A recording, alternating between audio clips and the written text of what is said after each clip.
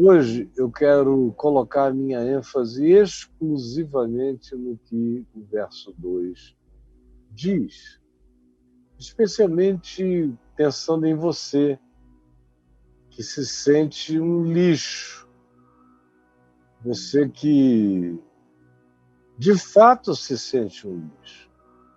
Eu encontro pessoas que se autodesignam como lixos humanos. E elas aprenderam isso, não foi, a maioria delas não aprendeu na Cracolândia. Não aprendeu, embora na Cracolândia haja muita gente que diga eu sou um lixo humano. Mas você encontra muito mais gente dizendo que é um lixo humano em casa.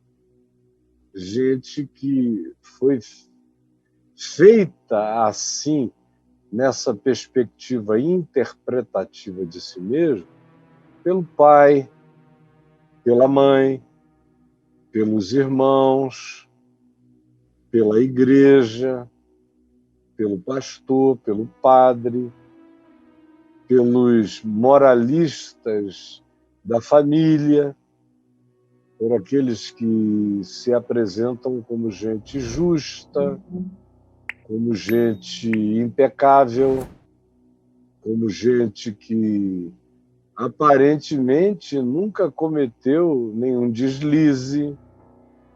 São homens que dizem que não adulteram, mas não têm o menor pudor em relação aos desejos ardentes que carregam no seu coração acerca da mulher do próximo, das fantasias que eles desenvolvem, até mesmo acerca das amigas das filhas, meninas que vão na casa dele, bonitinhas, gostosinhas, novinhas como a filha dele.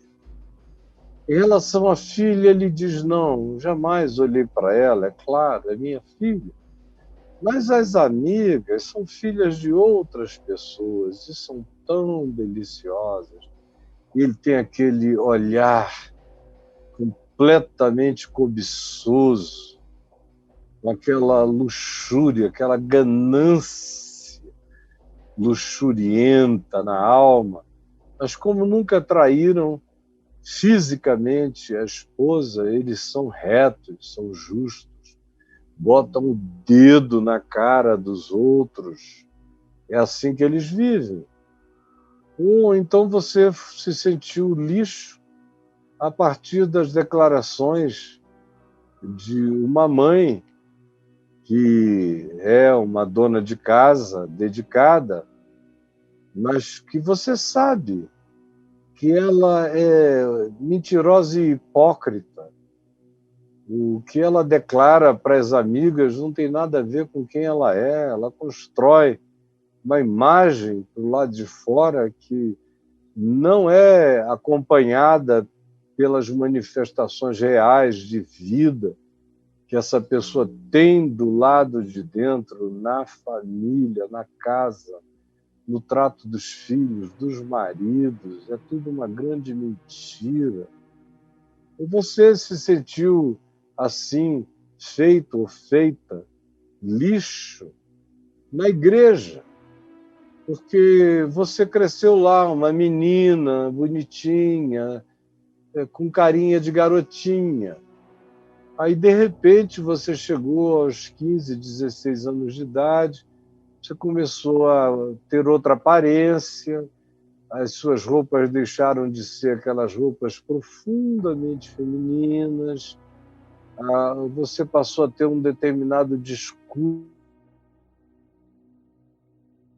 de se mostrar femininamente pintada, aí você começou a ser questionada, mas ninguém sabia que você já tinha uma namorada e não um namorado, que você não consegue gostar de meninos, só de menina.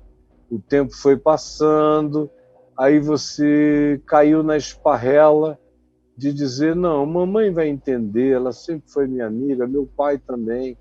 Aí conta para um, querendo depois contar para outro, mas já começa a ser tratada de maneira veementemente antagônica pela própria mãe, ou pelo pai, que era tão bonzinho, mas depois você descobriu que o limite dele era justamente esse: eu sou bom enquanto um filho meu não chegar aqui com esse papo, porque se chegar com esse papo de que gosta de gente igual, do mesmo gênero, que são homoafetivos, o cacete vai cantar. Aí o pai grita logo, a mãe, que prefere enterrar você do que admitir que você seja como você é, seja qual seja a extensão da sua manifestação de gênero, o que eles chamam de escolha e de opção, quando para você não foi nem escolha nem opção, foi algo que se manifestou desde a sua infância na sua natureza. Você só não conseguiu mais esconder isso da família e creu que a família teria generosidade para entender, para te incluir, mas ao contrário, você foi descartada, descartado, tratado como lixo, desprezado, e aí espalharam isso como pedido de oração na igreja. E até aqueles que antes eram os seus melhores amigos agora aborrecem você, fogem de você, atravessam a rua quando te veem, ou quando você vai ao templo, eles veem você do mesmo lado em que estão e atravessam para o outro lado. Se porventura, por curiosidade, você os flagrar olhando para você do outro lado, eles fazem assim com a cabeça de maneira formal, e acabando a reunião, ninguém te procura, você vai ficando só, porque você é um lixo. Na escola, você foi para uma faculdade aberta, uma escola considerada aberta, mas hashtag só que não. Aí devagar você vai vendo que a abertura é só H, é só conversa fiada. Na prática, você sofre bullying, ou, no mínimo, esse desprezo que eu já vim descrevendo como presente na igreja, e o desprezo, mesmo dos amigos mais íntimos, tem sido manifesto à sua vida.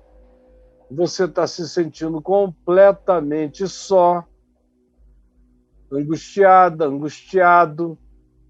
Aí começam a passar pensamentos estranhos pela cabeça. Primeiro, aquela vontade de desaparecer de tudo e de todos, de ir embora, de não voltar nunca mais, de não deixar endereço, de não deixar rastro, de não dar qualquer pista de onde, porventura, você esteja. Depois vem aquela sensação de que isso não adianta, isso não basta, que isso não é o bastante, que você realmente gostaria mesmo, não era nem de mudar de país, porque eles iriam ainda saber que você está vivo. Aí começa aquela vontade de vingança, e dentre as vontades de vingança, logo a pessoa descobre que não adianta ficar com hostilidades, com raivas, com zangas, com gestos, com expressões, com práticas de escândalos ainda maiores. Não adianta, você vai apenas chamar a atenção para a provocação de um ódio maior, de uma hostilidade maior, que vai ferir ainda mais você aonde quer que você esteja. Aí começa aquela vontade absolutamente de morte, se instala como depressão, profunda depressão, que cresce. Não adiantam os remédios que cheguem como estimulante, no máximo viciam você, e você precisa tomá-los em quantidade cada vez maior, e os toma e se põe em pé e tem um período de euforia durante um tempo, mas é tudo artificial. E os mesmos remédios que te excitam, você descobre logo, logo que são eles próprios, que quando o efeito vai passando no projeto crônico do uso deles, eles vão causando uma depressão cada vez mais irremediável.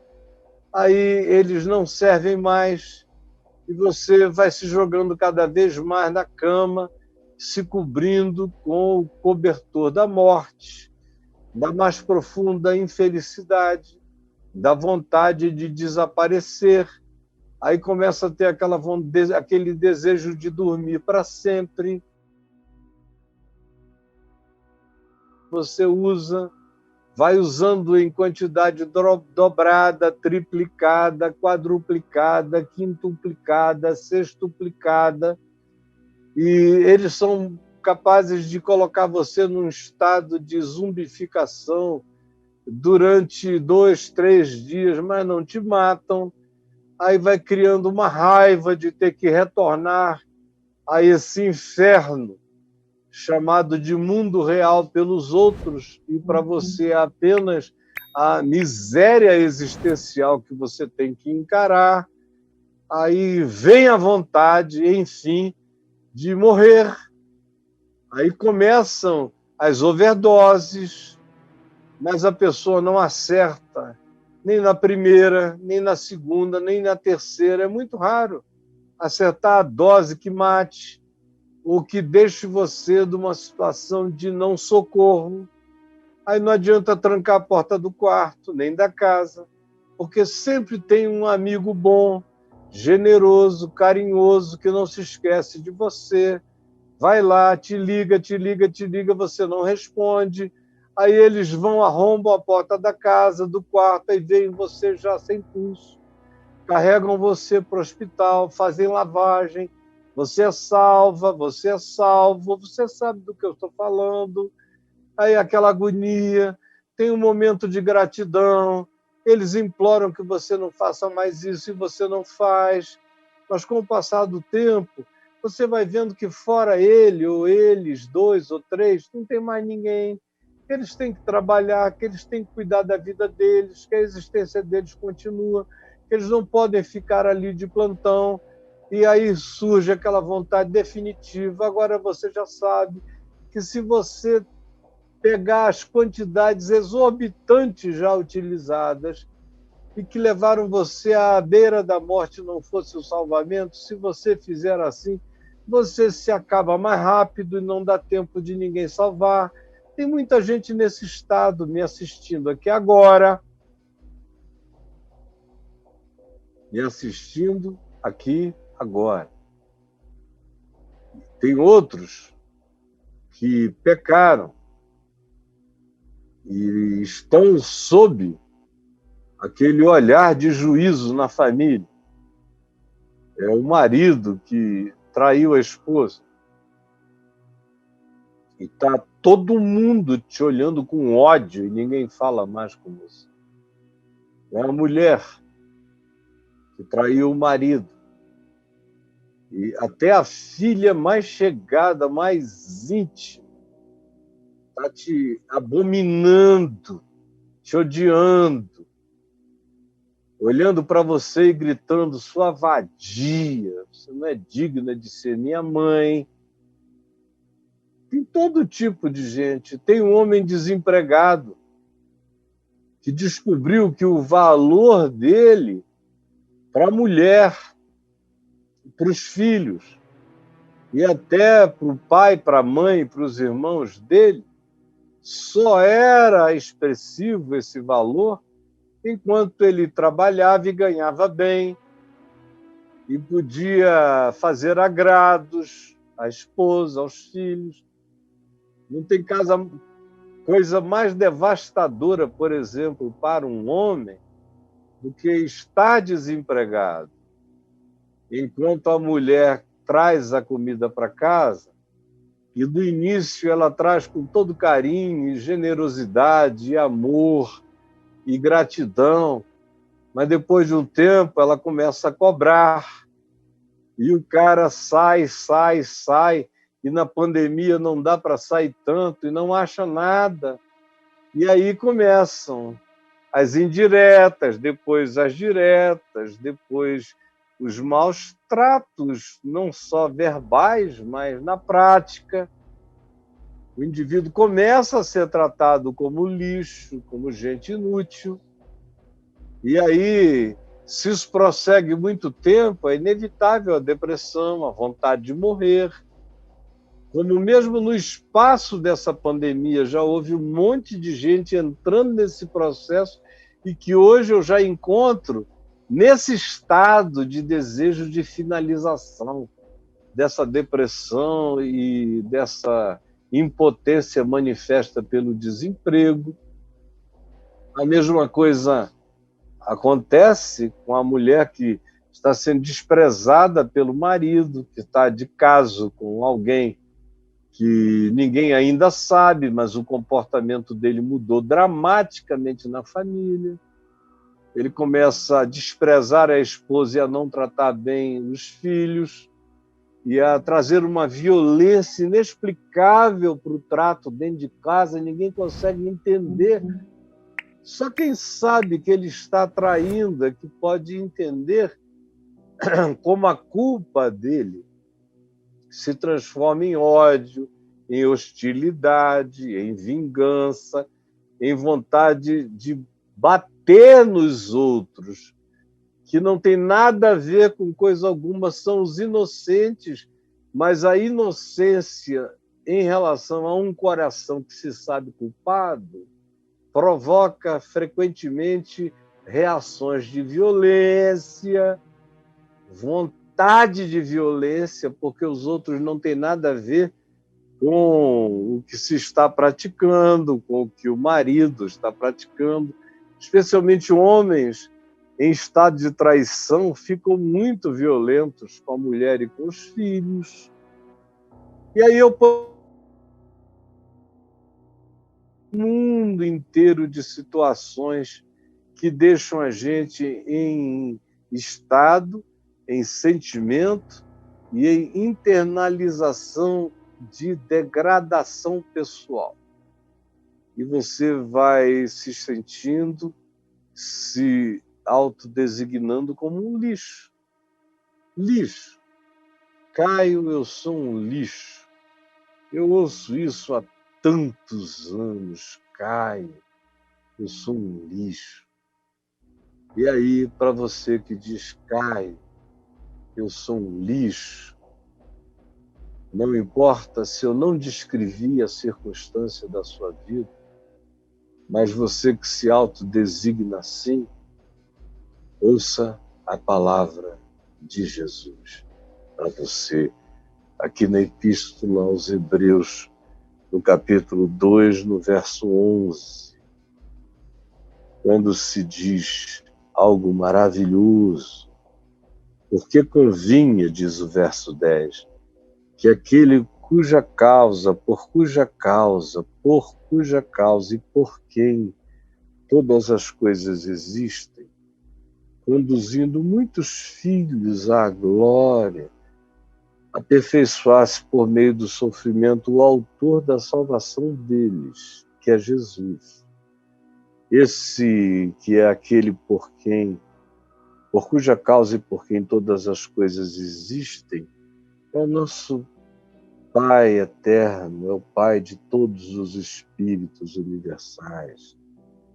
E Ele é que decidiu aperfeiçoar o autor da nossa salvação através dos sofrimentos que tinham a ver com a minha rejeição, com o meu pecado, com o meu abandono na existência.